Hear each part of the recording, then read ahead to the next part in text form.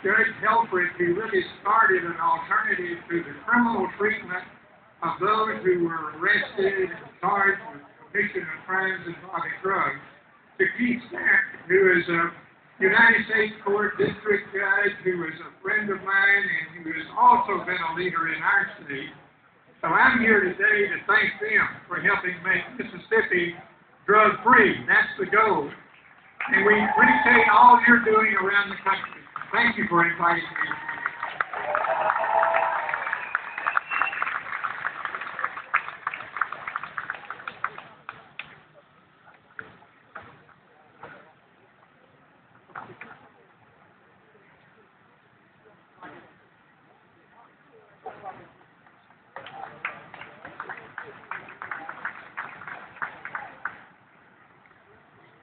Anyone from Mississippi, please go deep with your great member of the United States Senate over here next to the tree, in the shade. The least we can do is get some sweat equity for the addicts who we worked for. Can we not? Pardon, Sheen.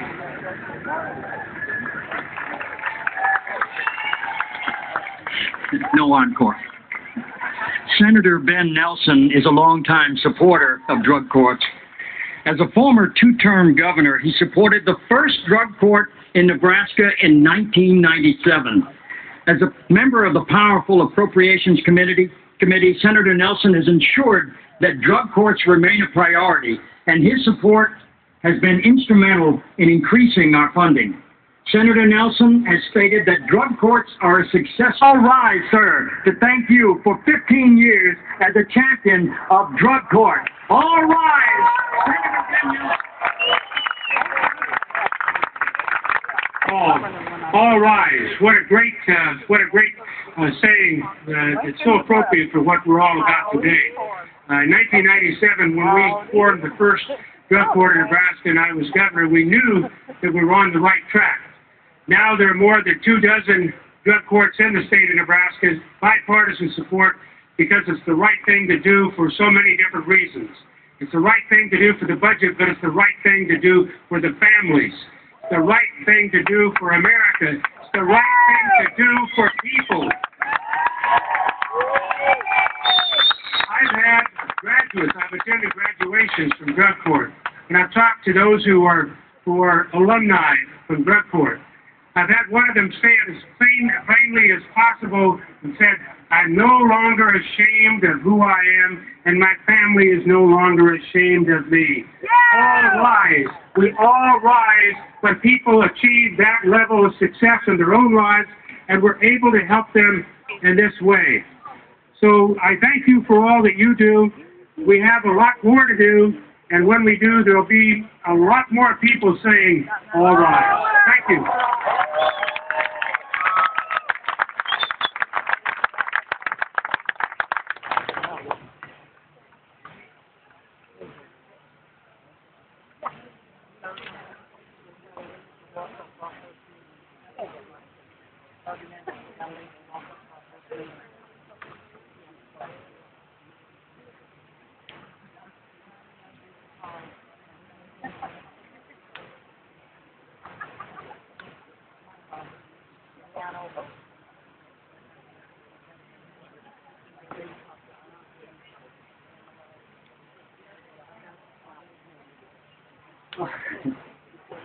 Speaking of all rising, you've been rising all day. You haven't sat down since 6 o'clock this morning. Am I in the right?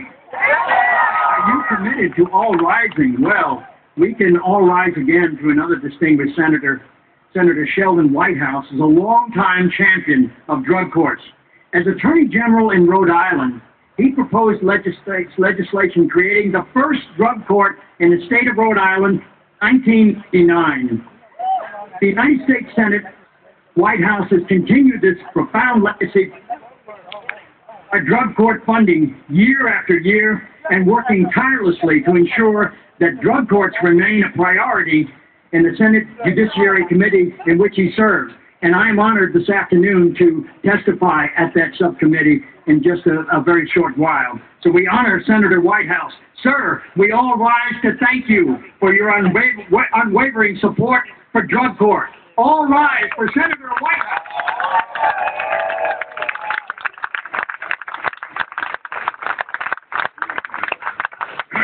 I've been around judges enough. I was just telling Martin that this all rise stuff actually scares me. Martin, thank you for that kind introduction. He said he's going to be in front of my subcommittee very shortly, and I'll have the chance to repay the favor and introduce him, and I'm looking forward to that. He's a great advocate for drug courts, and I really appreciate that he takes his time and energy to work on this issue.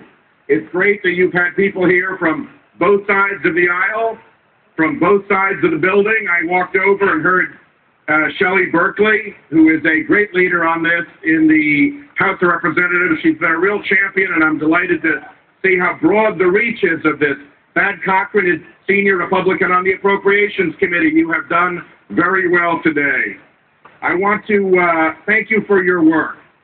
We all know that drug courts do innumerable good things. They reduce recidivism, they cut crime, they protect the safety of our communities, and they save taxpayer dollars. It's humane, it's smart, it's efficient, and it's the right thing to do. For a long time, the Attorney General's office in Rhode Island was the stop on getting a drug court started, and my first step when I got elected Attorney General was to remove the Attorney General's office as a stop and put it in as an advocate and an active participant in Rhode Island's drug courts. We now have 10. They're succeeding so well that we are expanding to a veterans treatment court as well.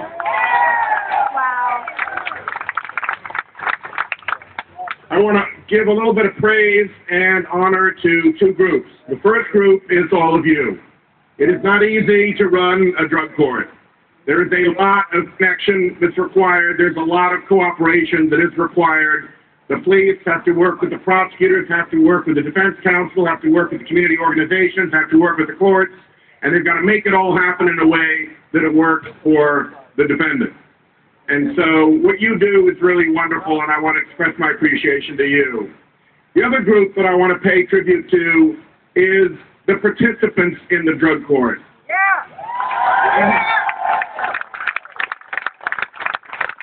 These are people who are facing a tough time, and they make hard and important choices in their lives, and every day of their recovery, they show extraordinary courage and bravery. And they, I think, are a lot of the reason why the rest of us are here and are so supportive of the drug courts. We are inspired by what they accomplish in their lives. We are moved by their courage.